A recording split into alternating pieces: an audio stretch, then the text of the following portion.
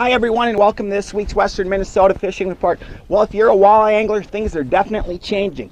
The early spring bite on the small shell lakes has gotten a lot tougher as these lakes now have a lot of weeds. And what's happening in our bigger, deeper lakes, the lakes that I'm fishing right now, is we've transitioned into summer. That early spring bite that's related to the shorelines, well, a lot of that has disappeared now as the fish are moving out to the places where they're going to spend the summer. So I'm talking about sunken humps, underwater islands, the edges of points that dump into the main basin.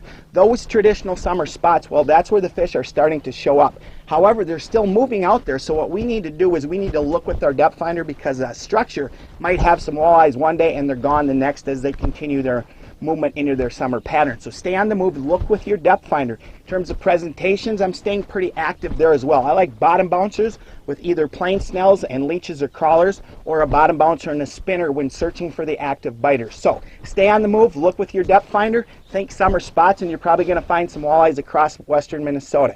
If you're a panfish or a bass angler, that bite has transitioned as well. The fish now have moved from the shallows, the bays, and those areas where they spawned and later fed this spring. Well, a lot of those areas are devoid of fish now as well, as the deep weed lines are starting to emerge in a lot of our lakes. Those weed lines hold bait fish, and the bass and the panfish are there as well. So get out off the shoreline there as well. Look at the deep weed lines. You can find some bass and some panfish. The walleye bite, well, that's pretty good right now as well. So it's a great time to be in the water across western Minnesota.